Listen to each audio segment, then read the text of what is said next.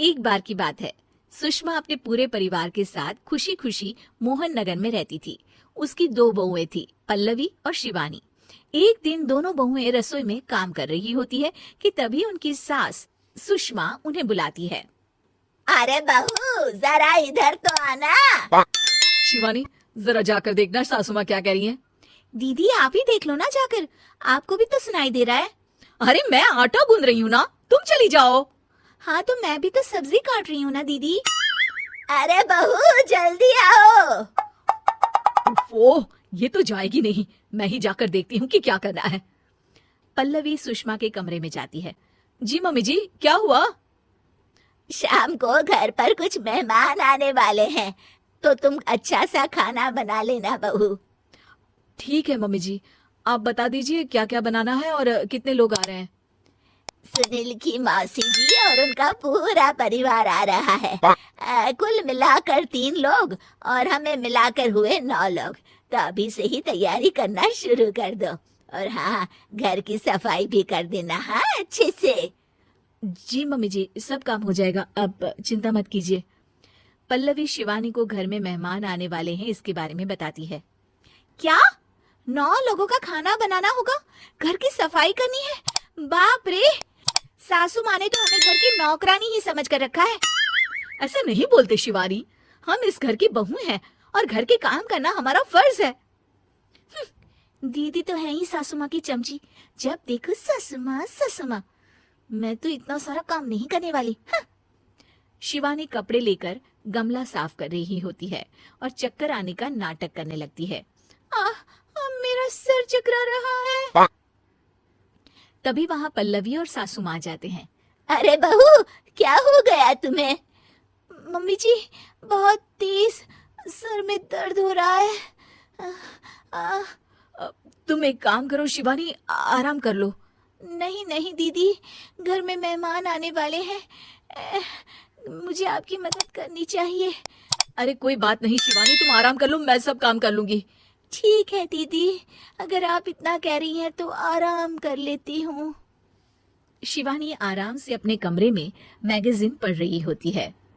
इसे कहते हैं आराम की जिंदगी। इतना सारा काम। चलो सारा काम खत्म हो गया, शिवानी को देख आती हूँ। शिवानी अपने कमरे में ईयरफोन में गाने सुनते सुनते सो जाती है और उसके साइड में मैगजीन भी रखी होती है। पल्लवी वहां आ जाती है और वो सब देखती है। ओहो, तो मतलब सब काम चोरी का बहाना था।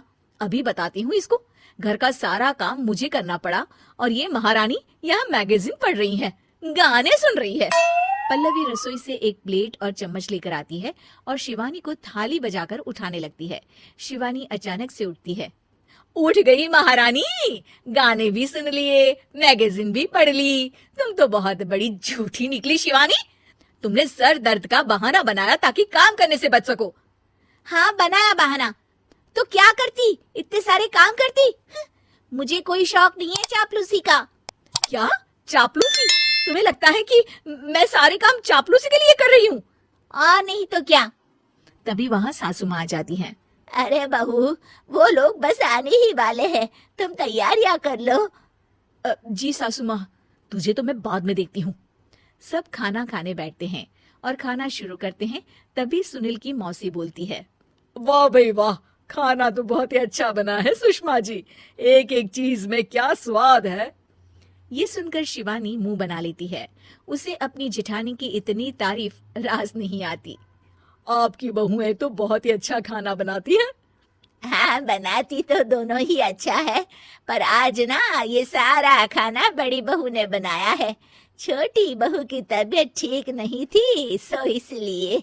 मानना पड़ेगा सुषमा जी, आपकी बड़ी बहू तो बहुत ही गुणवान है। पल्लवी की तारीफ सुनकर शिवानी को जलन होती है। पल्लवी ये सुनकर खुश हो जाती है और शिवानी की तरफ देखकर उसे चिढ़ाती है। कुछ देर बाद मेहमानों के जाने का वक्त हो जाता है। मौसी जी सबके लिए उपहार लाई होती है। वो सबको शगुन के पैसे देती है और अंत में पल्लवी के पास आती है।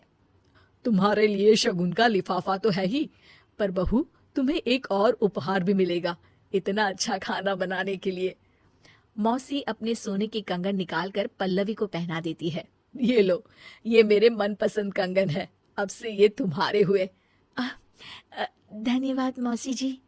ये देखकर शिवानी तो पूरी तरह से जल जाती है और गुस्से से रसोई में चली जाती है। तभी वहां पल्लवी आ जाती है और उसे अपने कंगन दिखाने लगती है। देवरानी जी, अब आपका सर दर्द ठीक तो है ना? मुझे लगता है कि अब सर दर्द शुरू हो गया होगा आपका।